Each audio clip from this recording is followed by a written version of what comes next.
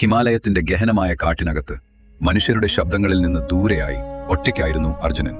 പകൽ തണുപ്പ് അവന്റെ ശരീരത്തിൽ കുത്തിയിരുന്നെങ്കിലും അവന്റെ ദൃഢനിശ്ചയം തീ പോലെ പ്രകാശിച്ചു. തന്നെ കാത്തിരിക്കുന്ന യുദ്ധത്തിനായി ദിവ്യായുധങ്ങൾ നേടാൻ അവൻ തുടങ്ങിയ കടുത്ത തപസ്. ദിവസങ്ങൾ ആഴ്ചകളായി, ആഴ്ചകൾ മാസങ്ങളായി. ഒരു കാൽ നിവർന്ന് കൈകൾ ഉയർത്തി മനസ്സ് ശബ്ദരഹിതമാക്കി അർജുനൻ തപസ്സിൽ മുഴുകി. കാട്ടുമൃഗങ്ങൾ വരികയും പോകുകയും ചെയ്തു. പക്ഷേ ആരും അവനെ തൊടാൻ ധൈര്യപ്പെട്ടില്ല.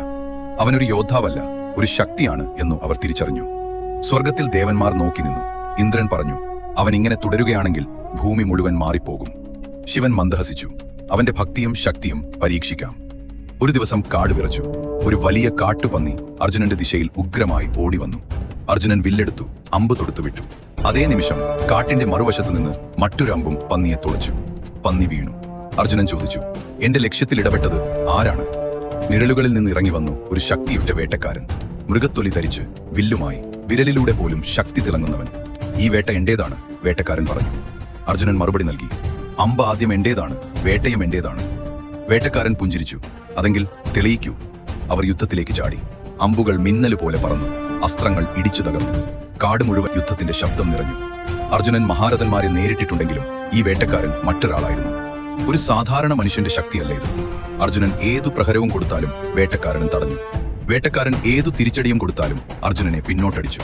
അർജുനന്റെ കൈകൾ തളർന്നു, ശ്വാസം ഭാരം കൂടി. മനസ്സിൽ ആദ്യമായി തോൽവി പോലെ തോന്നി. വേട്ടക്കാരൻ അവനെ നിലത്തു വീഴ്ത്തി. വേദനയോടെ എഴുന്നേറ്റപ്പോൾ അരികിൽ ഒരു ശിവലിംഗം കണ്ടു. അർജുനൻ പുഷ്പങ്ങളെടുത്ത് ശിവലിംഗത്തിൽ അർപ്പിച്ചു. എന്നാൽ പുഷ്പങ്ങൾ ശാന്തമായി വേട്ടക്കാരന്റെ പാദങ്ങളിലേക്ക് വീണു. അർജുനൻ നിശ്ചലമായി. അത്ഭുതത്തിൽ കണ്ണുകൾ വലുതായി. വേട്ടക്കാരൻ മന്ദഹസിച്ചു. വെളിച്ചം ചുറ്റും പടർന്നു. വനമൊട്ടാകെ പ്രകാശിച്ചു. അടുത്ത നിമിഷം വേട്ടക്കാരൻ തന്റെ യഥാർത്ഥ രൂപം വെളിപ്പെടുത്തി. അവൻ മഹാദേവൻ തന്നെ. അർജുനൻ വിറങ്ങിയ ശബ്ദത്തിൽ, മഹാദേവ! ശിവൻ കൈ അവന്റെ തലയിൽ വെച്ചു. നീ ധൈര്യത്തോടെ പൊരുതി. അവസാനം ഭക്തിയിലേക്കാണ് നീ മടങ്ങിയത്. അതിനാലാണ് നീ യോജ്യൻ. ശിവന്റെ കയ്യിൽ പ്രത്യക്ഷപ്പെട്ടു ദിവ്യശക്തിയുടെ പരമായുധം, പാശുപതാസ്ത്രം. ധർമ്മത്തെ കാക്കാനായി മാത്രമേ ഈ ആയുധം ഉയർത്താവൂ, ശിവൻ പറഞ്ഞു. ശുദ്ധഹൃദയം, ശക്തിയുടെ യഥാർത്ഥ നിയന്ത്രണം. കാട് വീണ്ടും പ്രകാശിച്ചു. മഹാദേവൻ അപ്രത്യക്ഷനായി. അന്ന് അർജുനന് ലഭിച്ചത് ഒരു ആയുധമല്ല, മഹാദേവന്റെ അനുഗ്രഹം തന്നെയായിരുന്നു.